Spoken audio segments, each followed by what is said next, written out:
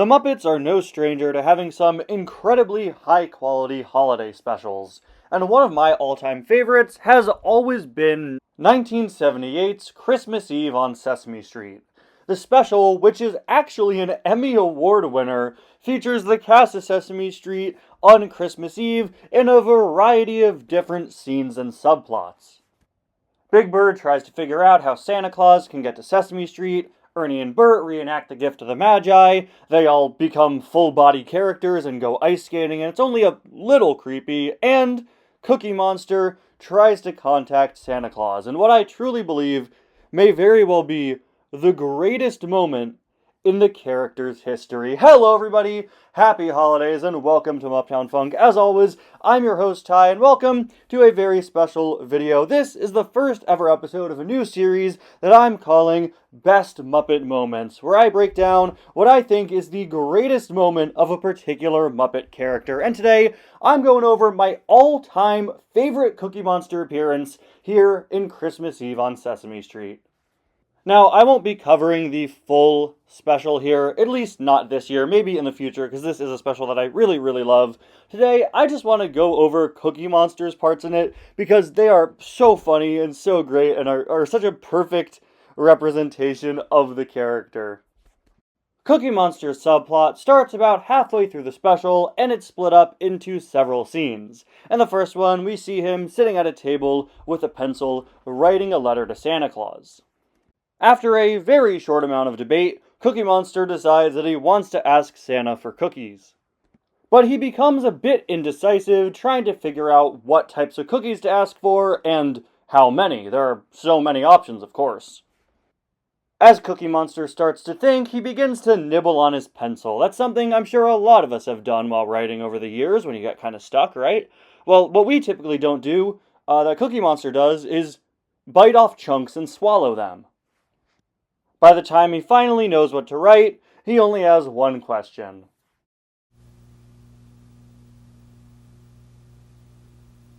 Where pencil?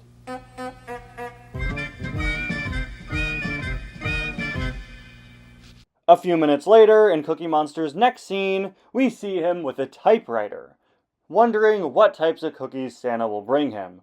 But those round keys are really starting to remind him of a certain dessert he loves so much, so he starts snacking on them. Oh yeah, dainty raisin cookies. Me love raisin cookies. Little raisins. Yeah. And then he remembers that fortune cookies exist. And at that point, well, the typewriter's done for. Or maybe Santa bring me bunch of fortune cookies with delicious paper inside them. Yeah.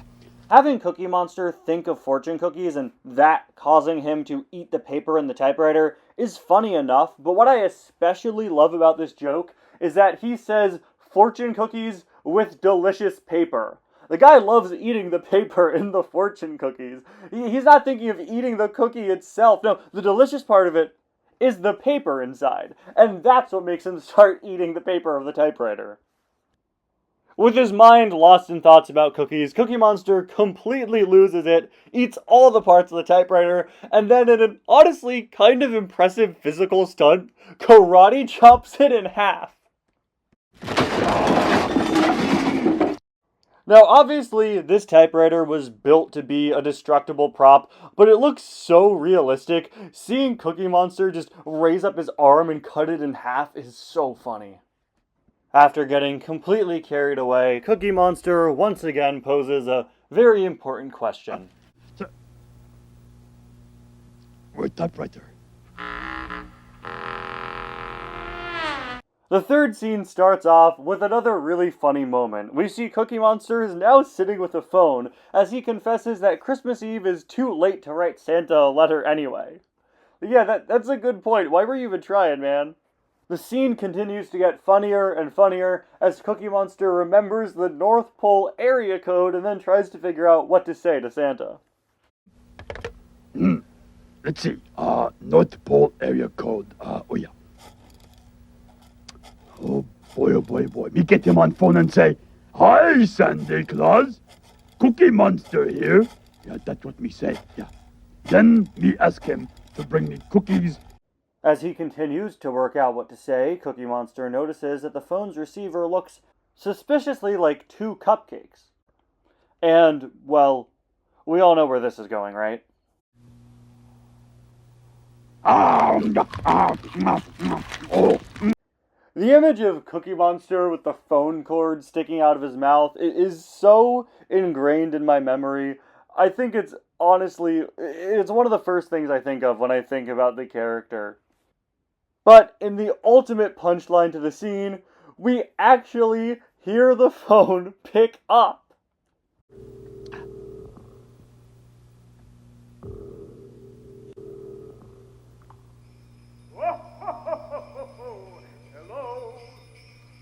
Oh boy. Cookie Monster eating the receiver is funny enough, but to have the phone pick up and to have Santa Claus answer is just so insanely funny. It's almost kind of out of place with the rest of the special, which treats the subject of Santa as a lot more mythical and subtle, but I'm so glad they kind of broke their rule here to make this joke work. Now, the next time we see Cookie Monster, he's in Gordon and Susan's apartment. Now wearing a little winter cap, he laments to Gordon that no matter what he did, he couldn't reach Santa Claus because he was too hungry. As Gordon sets up his decorations, he comforts Cookie, telling him that Santa knows all about him and will be sure to bring him some cookies. But he suggests that Cookie Monster leave something for Santa too. And Cookie Monster thinks that's a great idea. Santa Claus leave me cookies, and me leave Santa necktie. Gordon explains that that's not really what you're supposed to do, and when he reveals that you're supposed to give Santa Claus cookies, Cookie Monster is left in shock. And believe it or not, this reveal, complete with a dramatic music sting and close-up on Cookie Monster's shocked face, is where this subplot ends. It can be assumed, I guess, that Santa Claus gave Cookie Monster his cookies and, Cookie Monster made the very difficult decision of sacrificing some to get more. But yeah, that's where the storyline ends. A little inconclusive, but it is just a running gag, so it makes sense. Actually, there is one more scene after this in the special featuring Cookie Monster, and believe it or not, it's a post-credit scene. Gordon and Susan come home to find that Cookie Monster has eaten all of the pine needles off of their tree, and now he has heartburn. Oh, Scotch pine delicious, but Douglas fir give me heartburn. Excuse me. Oh. And that concludes Cookie Monster's subplot from Christmas Eve on Sesame Street. These scenes are so full of classic Cookie Monster jokes. They characterize him so well, and there's even a sweet, wholesome ending there. It's funny, it's clever, it's adorable, it fits the character perfectly, and I truly believe that this may very well be Cookie Monster's greatest moment. Now, I highly recommend checking out Christmas Eve on Sesame Street if you want to watch a feel-good holiday special this Christmas season. The whole thing was actually officially released on YouTube by the Sesame Street Classics channel, one of the actual legit Sesame Street accounts. So I recommend checking that out after, of course, you watch the all-time greatest Muppet Holiday Special, Lady Gaga and the Muppets Holiday Spectacular. And, of course, my accompanying video breaking down its history. All jokes aside, thank you all so much for watching. Happy holidays, Merry Christmas, Happy New Year. Thank you all so much for an incredible 2025 here on Muptown Funk, and I'll see you guys in the new year. Bye now.